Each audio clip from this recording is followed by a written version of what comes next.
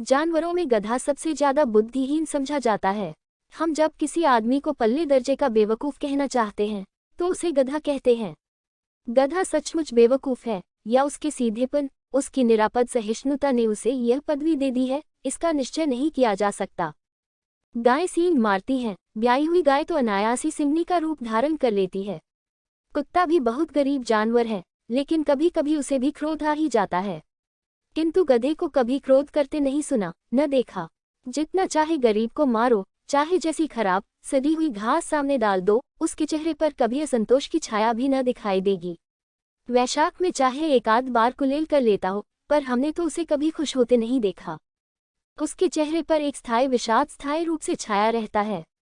सुख दुख हानि लाभ किसी भी दशा में उसे बदलते नहीं देखा। ऋषियों मुनियों के जितने गुण हैं वे सभी उसमें पराकाष्ठा को पहुंच गए हैं, पर आदमी उसे बेवकूफ कहता है। सद्गुणों का इतना अनादर कहीं न देखा। ताचित सीधापन संसार के लिए उपयुक्त नहीं है। देखिए न, भारतवासियों की अफ्रीका में क्यों दुर्दशा हो रही है। क्यों अमेरिका में उन्हें घुसने नहीं दिया जाता। बेचारे शराब नहीं पीते, 4 पैसे कुछ समय के लिए बचाकर रखते हैं, जी तोड़कर काम करते हैं, किसी से लड़ाई झगड़ा नहीं करते, 4 बातें सुनकर गम खा जाते हैं, फिर भी बदनाम हैं।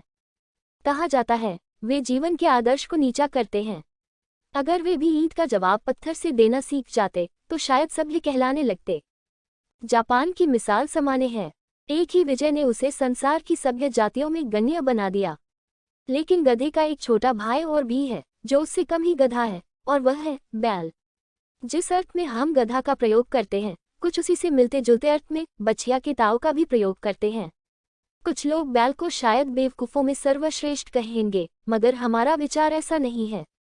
बैल कभी कभी मारता भी है, कभी कभी अडियल बैल भी देखने में आता है, और भी कई रीतियों से अपना असंतोष प्रकट कर देता है, अतः उसका स्थान गधे से नीचा है। झूरी काछी के दोनों बैलों के नाम थे हीरा और मोती। दोनों पछाई जाति के थे, देखने में सुंदर, काम में चौकस, डील में ऊंचे। बहुत दिनों से साथ रहते रहते दोनों में भाईचारा हो गया था। दोनों आमने सामने या आसपास बैठे हुए एक दूसरे से मूक भाषा में विचार विनिमय करते थे। एक दूसरे के मन की बात कैसे समझ जाता था, हम नहीं कह सकते। अवश्य ही उनमें कोई ऐसी गुप्त शक्ति थी जिससे जीवों में श्रेष्ठता का दावा करने वाला मनुष्य वंचित है। दोनों एक दूसरे को चाटकर और सूंघकर अपना प्रेम प्रकट करते। कभी कभी दोनों सींग भी मिला लिया करते थे, विग्रह के नाते से नहीं, केवल विनोद के भाव से, आत्मीयता के भाव से, जैसे दोस्तों में घनिष्ठता होते ही धौल धप्पा होने लगता है। इसके बिना दोस्ती कुछ फुसफुसी, कुछ हल्की सी रहती है, जिस पर ज्यादा विश्वास नहीं किया जा सकता। जिस वक्त ये दोनों बैल हल या गाड़ी में जोत दिए जाते और गर्दन हिला हिलाकर चलते, उस वक्त हर एक की यही चेष्टा होती थी कि ज्यादा से ज्यादा बोझ मेरी ही गर्दन पर रहे। दिन भर के बाद दोपहर या संध्या को दोनों खुलते तो एक दूसरे को चाट चूट कर अपनी थकान मिटा लेते। नांद में खली भूसा पड़ जाने के बाद दोनों साथ उठते, साथ नांद में मुंह डालते और साथ ही बैठते थे। एक मुंह हटा लेता तो दूसरा भी हटा लेता था। संयोग की बात है, झूरी ने एक बार गोई को ससुराल भेज दिया। बैलों को क्या मालूम वे क्यों भेजे जा रहे हैं। समझे, मालिक ने हमें बेच दिया। अपना यो बेचा जाना उन्हें अच्छा लगा या बुरा, कौन जाने, पर झूरी के साले गया को घर तक गोई ले जाने में दांतों पसीना आ गया। पीछे से हाँकता तो दोनों दाएं बाएं भागते, पगहिया पकड़कर आगे से खींचता तो दोनों पीछे को जोर लगाते, मारता तो दोनों सींग नीचे करके हुकते। अगर ईश्वर ने उन्हें वाणी दी होती तो झूरी से पूछते, तुम हम गरीबों को क्यों निकाल रहे हो? हमने तो तुम्हारी सेवा करने में कोई कसर नहीं उठा रखी। अगर इतनी मेहनत से काम न चलता था और काम ले लेते, हमें तो तुम्हारी चाकरी में मर जाना कबूल था। हमने कभी दाने चारे की शिकायत नहीं की। तुमने जो कुछ खिलाया वह सिर झुकाकर खा लिया, फिर तुमने हमें इस जालिम के हाथों क्यों बेच दिया? संध्या समय दोनों बैल अपने नए स्थान पर पहुंचे। दिन भर के भूखे थे, लेकिन जब नांद में लगाए गए तो एक ने भी उसमें मुंह न डाला। दिल भारी हो रहा था। जिसे उन्होंने अपना घर समझ रखा था वह आज उनसे छूट गया था। यह नया घर, नया गांव, नए आदमी उन्हें बेगानों से लगते थे। दोनों ने अपनी मूक भाषा में सलाह की, एक दूसरे को कनखियों से देखा और लेट गए। जब गांव में सोता पड़ गया तो दोनों ने जोर मारकर पगहे तुड़ा डाले और घर की तरफ चले। पगहे बहुत मजबूत थे, अनुमान न हो सकता था कि कोई बैल उन्हें तोड़ सकेगा, पर इन दोनों में इस समय दूनी शक्ति आ गई थी। एक एक झटके में रस्सियां टूट गईं। झूरी प्रातः सोकर उठा, तो देखा कि दोनों बैल चरनी पर खड़े हैं। दोनों ही गर्दनों में आधा आधा गराम लटक रहा है। घुटने तक पांव कीचड़ से भरे हैं और दोनों की आंखों में विद्रोहमय स्नेह झलक रहा है। झूरी बैलों को देखकर स्नेह से गदगद हो गया। दौड़कर उन्हें गले लगा लिया। प्रेमालिंगन और चुंबन का वह दृश्य बड़ा ही मनोहर था। घर और गांव के लड़के जमा हो गए और तालियां बजा बजाकर उनका स्वागत करने लगे। गांव के इतिहास में यह घटना अभूतपूर्व न होने पर भी महत्वपूर्ण थी। बाल सभा ने निश्चय किया, दोनों पशु वीरों को अभिनंदन पत्र देना चाहिए। कोई अपने घर से रोटियां लाया, कोई गुड़, कोई चोकर, कोई भूसी। एक बालक ने कहा, ऐसे बैल किसी के पास न होंगे। दूसरे ने समर्थन किया, इतनी दूर से दोनों अकेले चले आए। तीसरा बोला, बैल नहीं है, वे उस जन्म के आदमी हैं। इसका प्रतिवाद करने का किसी को साहस न हुआ। झूरी की स्त्री ने बैलों को द्वार पर देखा तो जल उठी। बोली, कैसे नमक हराम बैल है कि एक दिन वहां काम न किया, भाग खड़े हुए। झूरी अपने बैलों पर यह आक्षेप न सुन सका, नमक हराम क्यों है? चारा दाना न दिया होगा तो क्या करते? स्त्री ने रोब के साथ कहा, बस तुम ही तो बैलों को खिलाना जानते हो, और तो सभी पानी पिला पिला कर रखते हैं। झूरी ने चिढ़ाया, चारा मिलता तो क्यों भागते? स्त्री चिढ़ी, भागे इसलिए कि वे लोग तुम जैसे बुद्धुओं की तरह बैलों को सहलाते नहीं, खिलाते हैं तो रगड़ कर जोतते भी हैं। ये दोनों ठहरे कामचोर, भाग निकले। अब देखूं कहाँ से खली और चोकर मिलता है, सूखे भूसे के सिवा कुछ न दूंगी, खाएं चाहे मरें। वही हुआ। मजूर को बड़ी ताकीद कर दी गई कि बैलों को खाली सूखा भूसा दिया जाए। बैलों ने नांद में मुंह डाला तो फीका फीका, न कोई चिकनाहट न कोई रस। क्या खाएं? आशा भरी आंखों से द्वार की ओर ताकने लगे। झूरी ने मजूर से कहा, थोखली क्यों नहीं डाल देता बे? मालिकन मुझे मार ही डालेंगी। चुराकर डाला। ना दादा, पीछे से तुम भी उन्हीं किसी कहोगे। दूसरे दिन झूरी का साला फिर आया और बैलों को ले चला। अब की उसने दोनों को गाड़ी में जोता। 2-4 बार मोती ने गाड़ी को सड़क की खाई में गिराना चाहा, पर हीरा ने संभाल लिया। वह ज्यादा सहनशील था। संध्या समय घर पहुंचकर उसने दोनों को मोटी रस्सियों से बांधा और कल की शरारत का मजा चखाया। फिर वही सूखा भूसा डाल दिया। अपने दोनों बैलों को खली, चूनी सब कुछ दी। दोनों बैलों का ऐसा अपमान कभी न हुआ था। झूरी इन्हें फूल की छड़ी से भी न छूता था। उसकी टिटकार पर दोनों उड़ने लगते थे। यहाँ मार पड़ी, आहत सम्मान की व्यथा तो थी ही, उस पर मिला सूखा भूसा। नांद की तरफ औंखें तक न उठाई। दूसरे दिन गया ने बैलों को हल में जोता, पर इन दोनों ने जैसे पाँव न उठाने की कसम खा ली थी। वह मारते मारते थक गया, पर दोनों ने पाँव न उठाया। एक बार जब उस निर्दयी ने हीरा की नाक पर खूब डंडे जमाए, तो मोती का गुस्सा काबू के बाहर हो गया। हल लेकर भागा। हल, रस्सी, जुआ, जोत सब टूट टाट कर बराबर हो गया। गले में बड़ी बड़ी रस्सियां न होती तो दोनों पकड़ाई में न आते। हीरा ने मूक भाषा में कहा, भागना व्यर्थ है। मोती ने उत्तर दिया, तुम्हारी तो इसने जान ही ले ली थी, अब की बड़ी मार पड़ेगी। पने दो, बैल का जन्म लिया है तो मार से कहाँ तक बचेंगे। गया 2 आदमियों के साथ दौड़ा आ रहा है। दोनों के हाथों में लाठियां हैं। मोती बोला, कहो तो दिखा दूं कुछ मजा, मैं भी लाठी लेकर आ रहा है। हीरा ने समझाया, नहीं भाई, खड़े हो जाओ, मुझे मारेगा तो मैं भी 1-2 को गिरा दूंगा। नहीं, हमारी जाति का यह धर्म नहीं है। मोती दिल में ऐठ कर रह गया। गया आ पहुंचा और दोनों को पकड़कर ले चला। कुशल हुई कि उसने इस वक्त मारपीट न की, नहीं तो मोती भी पलट पड़ता। उसके तेवर देखकर गया और उसके सहायक समझ गए कि इस वक्त टाल जाना ही मसलहत है। आज दोनों के सामने फिर वही सूखा भूसा लाया गया। दोनों चुपचाप खड़े रहे। घर के लोग भोजन करने लगे।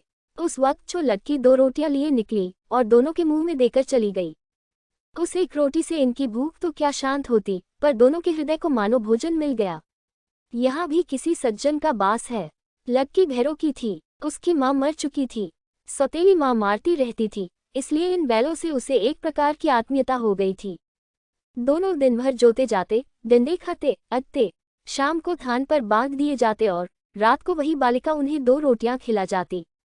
प्रेम के इस प्रसाद की यह बरकत थी कि 2-2 गाल सूखा भूसा खाकर भी दोनों दुर्बल न होते थे, मगर दोनों की आंखों में रोम रोम में विद्रोह भरा हुआ था।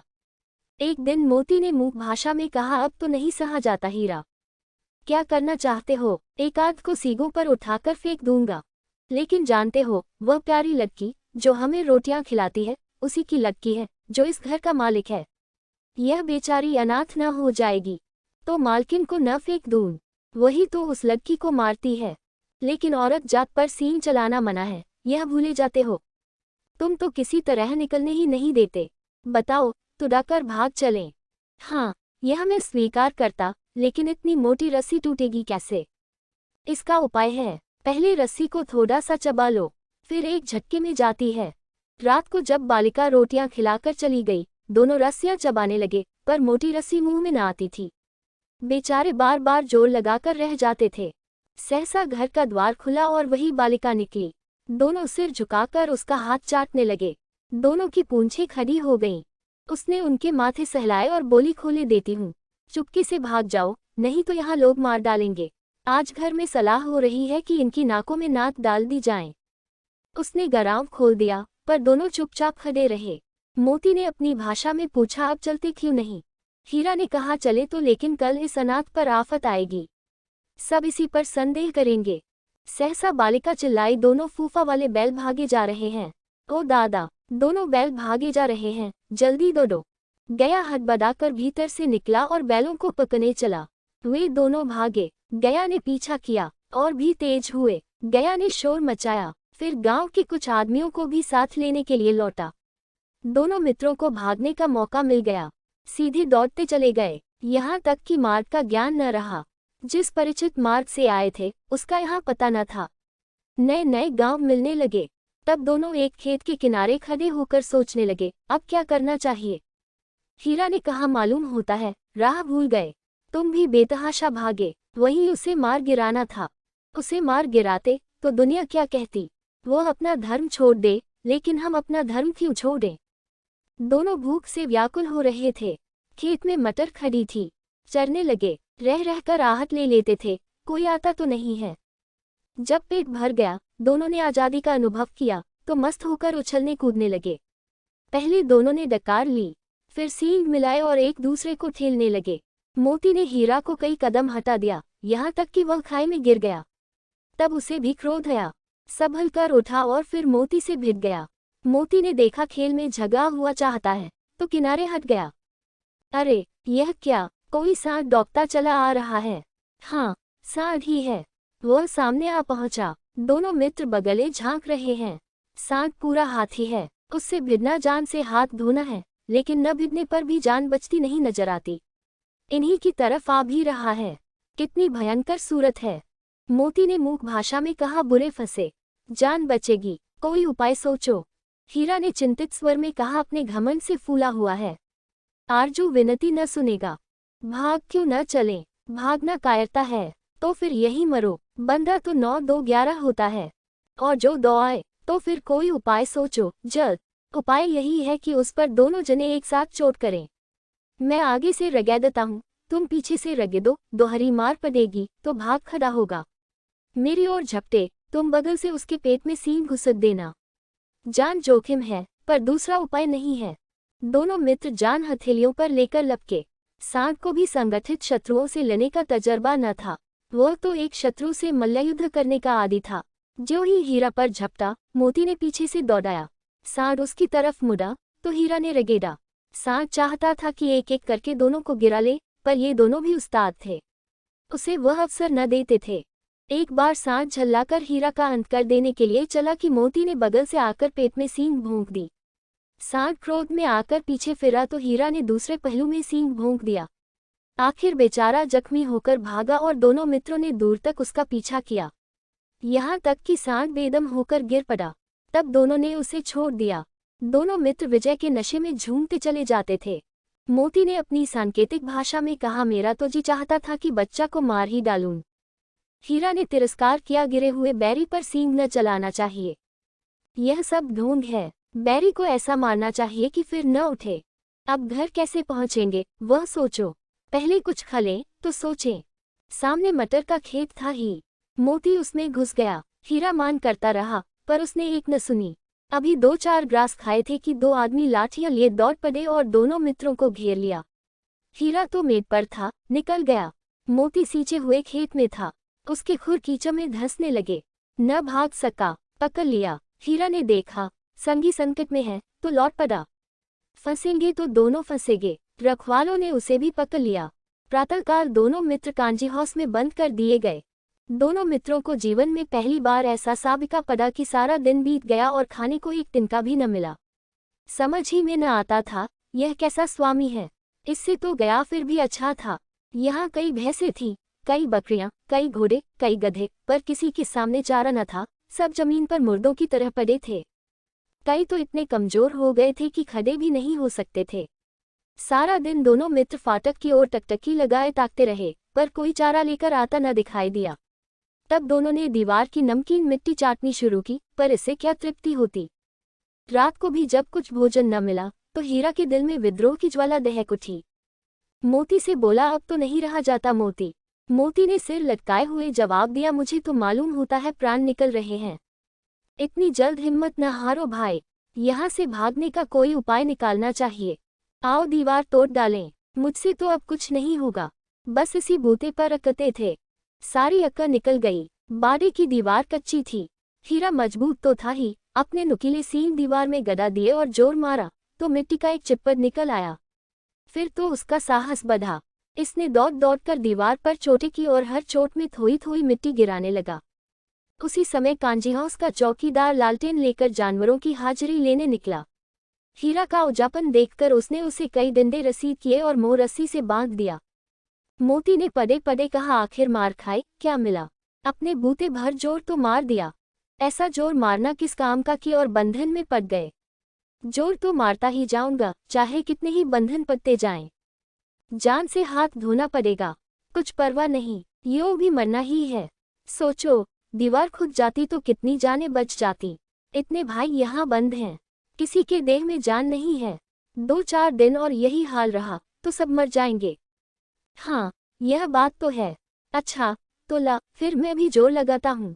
मोती ने भी दीवार में उसी जगह सींग मारा तो मिट्टी गिरी तो हिम्मत और बढ़ी। फिर तो वह दीवार में सींग लगाकर इस तरह जोर करने लगा मानो किसी प्रतिद्वंद्वी से लड़ रहा है। आखिर कोई 2 घंटे की जोर आजमाई के बाद दीवार ऊपर से लगभग 1 हाथ गिर गई। उसने दूनी शक्ति से दूसरा धक्का मारा तो आधी दीवार गिर पड़ी। दीवार का गिरना था कि अधमरे से पड़े हुए सभी जानवर चेत उठे। तीनों घोड़ियां सरपट भाग निकलीं, फिर बकरियां निकलीं, इसके बाद भैंसें भी खिसक गईं, पर गधे अभी तक ज्यों के त्यों खड़े थे। हीरा ने पूछा, तुम दोनों क्यों नहीं भाग जाते? एक गधे ने कहा, जो कहीं फिर पकड़ लिए जाएं तो क्या हरज है, अभी तो भागने का अवसर है। हमें तो डर लगता है, हम यहीं पड़े रहेंगे। आधी रात से ऊपर जा चुकी थी। दोनों गधे अभी तक खड़े सोच रहे थे कि भागे या न भागे। मोती अपने मित्र की रस्सी तोड़ने में लगा हुआ था। जब वह हार गया तो हीरा ने कहा, तुम जाओ, मुझे यहीं पड़ा रहने दो, शायद कहीं भेंट हो जाए। मोती ने आंखों में आंसू लाकर कहा, तुम मुझे इतना स्वार्थी समझते हो हीरा? हम और तुम इतने दिनों एक साथ रहे हैं, आज तुम विपत्ति में पड़ गए तो मैं तुम्हें छोड़कर अलग हो जाऊं? हीरा ने कहा, बहुत मार पड़ेगी, लोग समझ जाएंगे यह तुम्हारी शरारत है। मोती गर्व से बोला, जिस अपराध के लिए तुम्हारे गले में बंधन पड़ा उसके लिए अगर मुझ पर मार पड़े तो क्या चिंता। इतना तो हो ही गया कि 9-10 प्राणियों की जान बच गई, वे सब तो आशीर्वाद देंगे। यह कहते हुए मोती ने दोनों गधों को सींगों से मार मारकर बाड़े के बाहर निकाला और तब अपने बंधु के पास आकर सो रहा। भोर होते ही मुंशी और चौकीदार तथा अन्य कर्मचारियों में कैसी खलबली मची, इसके लिखने की जरूरत नहीं। बस इतना ही काफी है कि मोती की खूब मरम्मत हुई और उसे भी मोटी रस्सी से बांध दिया। 1 सप्ताह तक दोनों मित्र बंधे पड़े रहे। किसी ने चारे का एक तिल भी न डाला। हाँ, एक बार पानी दिखा दिया जाता था, यही उनका आधार था। दोनों इतने दुर्बल हो गए थे कि उठा तक न जाता, ठठरियां निकल आई थीं। एक दिन बाड़े के सामने दुग्गी बजने लगी और दोपहर होते होते वहां 50-60 आदमी जमा हो गए। तब दोनों मित्र निकाले गए और उनकी देखभाल होने लगी। लोग आकर उनकी सूरत देखते और मन फीका करके चले जाते। ऐसे मृतक बैलों का कौन खरीददार होता। सहसा एक ददील आदमी, जिसकी आंखें लाल थीं और मुद्रा अत्यंत कठोर, आया और दोनों मित्रों के कूल्हों में उंगली गोदकर मुंशी जी से बातें करने लगा। उसका चेहरा देखकर अंतर्ज्ञान से दोनों मित्रों के दिल कांप उठे। वो कौन है और उन्हें क्यों टटोल रहा है, इस विषय में उन्हें कोई संदेह न हुआ। दोनों ने एक दूसरे को भीत नेत्रों से देखा और सिर झुका लिया। हीरा ने कहा, गया कि घर से नाहक भागे, अब जान न बचेगी। मोती ने श्रद्धा के भाव से उत्तर दिया, कहते हैं भगवान सबके ऊपर दया करते हैं, उन्हें हमारे ऊपर क्यों दया नहीं आती? भगवान के लिए हमारा मरना जीना दोनों बराबर है। चलो, अच्छा ही है, कुछ दिन उसके पास तो रहेंगे। एक बार भगवान ने उस लड़की के रूप में हमें बचाया था, क्या अब न बचाएंगे? यह आदमी छुरी चलाएगा, देख लेना। तो क्या चिंता है? मांस, खाल, सींग, हड्डी सब किसी न किसी काम आ जाएगी। नीलाम हो जाने के बाद दोनों मित्र उस दधियल के साथ चले। दोनों की बोटी बोटी कांप रही थी। बेचारे पांव तक न उठा सकते थे, पर भय के मारे गिरते पत्ते भागे जाते थे, क्योंकि वह जरा भी चाल धीमी हो जाने पर जोर से डंडा जमा देता था। राह में गाय बैलों का रेवद हरे हरे हार में चरता नजर आया। सभी जानवर प्रसन्न थे, चिकने, चपल, कोई उछलता था, कोई आनंद से बैठा पागुर करता था। कितना सुखी जीवन था इनका, पर कितने स्वार्थी हैं सब। किसी को चिंता नहीं कि उनके दो भाई बदिक के हाथ पड़े कैसे दुखी हैं। सहसा दोनों को ऐसा मालूम हुआ कि यह परिचित राह है। हाँ, इसी रास्ते से गया उन्हें ले गया था। वही खेत, वही बाग, वही गांव मिलने लगे। प्रतिक्षण उनकी चाल तेज होने लगी। सारी थकान, सारी दुर्बलता गायब हो गई। आह, यह लो, अपना ही हार आ गया। इसी कुएं पर हम पुर चलाने आया करते थे, यही कुआं है। मोती ने कहा, हमारा घर नगीच आ गया। हीरा बोला, भगवान की दया है। मैं तो अब घर भागता हूँ। यह जाने देगा, इसे मार गिरता हूँ। नहीं नहीं, दौड़कर थान पर चलो, वहां से हम आगे न जाएंगे। दोनों उन्मत्त होकर बछड़ों की भांति कुलेले करते हुए घर की ओर दौड़े। वो हमारा थान है। दोनों दौड़कर अपने थान पर आए और खड़े हो गए। दधियल भी पीछे पीछे दौड़ा चला आता था। झूरी द्वार पर बैठा धूप खा रहा था। बैलों को देखते ही दौड़ा और उन्हें बारी बारी से गले लगाने लगा। मित्रों की आंखों में आनंद के आंसू बहने लगे। एक झूरी का हाथ चाट रहा था। दधियल ने जाकर बैलों की रस्सियां पकड़ लीं। झूरी ने कहा, मेरे बैल हैं। तुम्हारे बैल कैसे? मैं मवेशी खाने से नीलाम लिए आता हूँ। मैं तो समझता हूँ चुराए लिए आते हो। चुपके से चले जाओ, मेरे बैल हैं। मैं बेचूंगा तो बिकेंगे। किसी को मेरे बैल नीलाम करने का क्या अख्तियार है? जाकर थाने में रपट कर दूंगा। मेरे बैल हैं, इसका सबूत यह है कि मेरे द्वार पर खड़े हैं। दधियल झल्लाकर बैलों को जबरदस्ती पकड़ ले जाने के लिए बढ़ा। उसी वक्त मोती ने सींग चलाया। दधियल पीछे हटा। मोती ने पीछा किया। दधियल भागा। मोती पीछे दौड़ा। गांव के बाहर निकल जाने पर वह रुका, पर खड़ा दधियल का रास्ता देख रहा था। दधियल दूर खड़ा धमकियां दे रहा था, गालियां निकाल रहा था, पत्थर फेंक रहा था, और मोती विजयी शूर की भांति उसका रास्ता रोके खड़ा था। गांव के लोग यह तमाशा देखते थे और हंसते थे। जब दधियल हार कर चला गया तो मोती अकड़ता हुआ लौटा। हीरा ने कहा, मैं डर रहा था कि कहीं तुम गुस्से में आकर मार न बैठो। अगर वह मुझे पकड़ता तो मैं भी मारे न छोड़ता। अब न आएगा, आएगा तो दूर ही से खबर लूंगा। देखूं कैसे ले जाता है। जो गोली मरवा दे, मर जाऊंगा, पर उसके काम तो न आऊंगा। हमारी जान को कोई जान नहीं समझता, इसलिए कि हम इतने सीधे हैं। जरा देर में नांदों में खली, भूसा, चोकर और दाना भर दिया गया और दोनों मित्र खाने लगे। झूरी खड़ा दोनों को सहला रहा था और बीसों लड़के तमाशा देख रहे थे। सारे गांव में उत्साह सा मालूम होता था। उसी समय मालकिन ने आकर दोनों के माथे चूम लिए।